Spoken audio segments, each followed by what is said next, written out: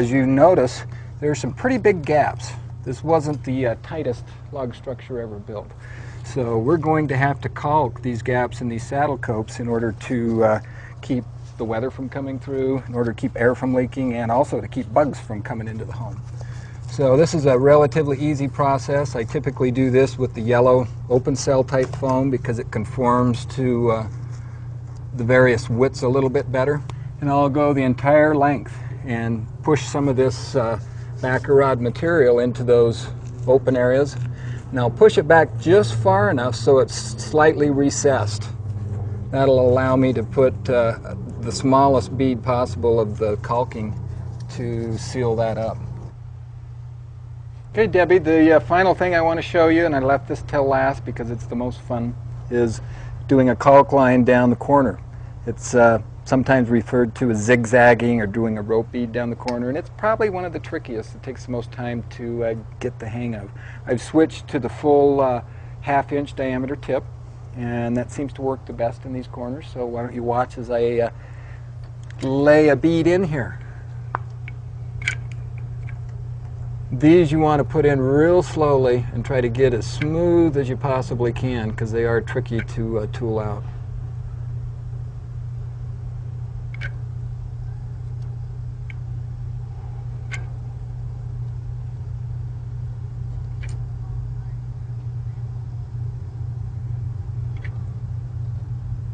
And I'd highly suggest only doing 1 or 2 logs at a time, especially when you're starting, because it does take a little bit of time to get the feel for this.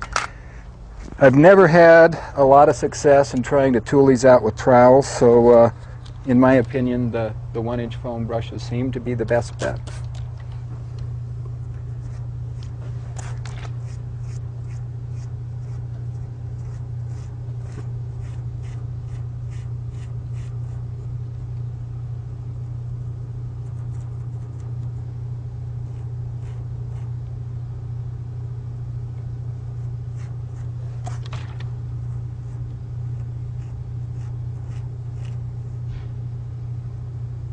It's usually best to wait if you've got horizontal lines coming in until the horizontal lines set up. That way you can press hard against those lines and not have to worry about messing them up. These are still pretty fresh, so I have to be real careful in how they join.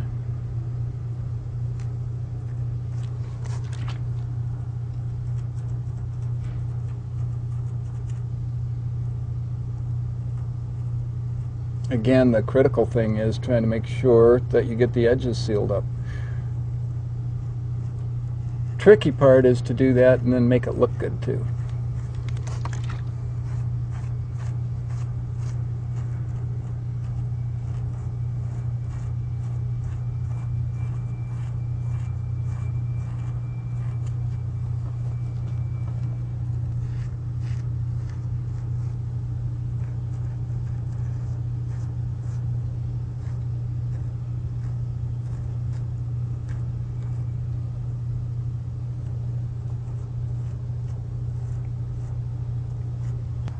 So that gives us a total of about 18 inches that I was able to lay in there at a time.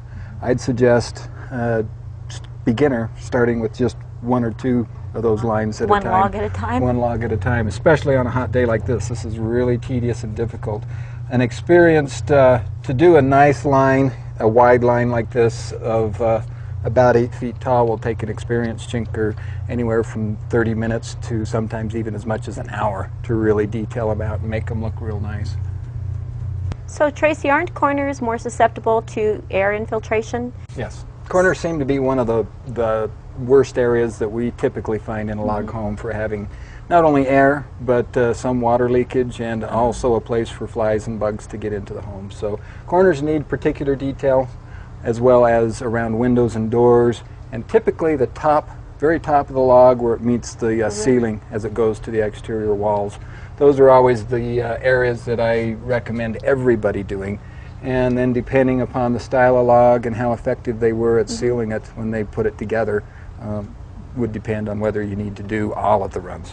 So sometimes people do just opt for those certain locations, but not between the logs? Yes. Okay. Yes.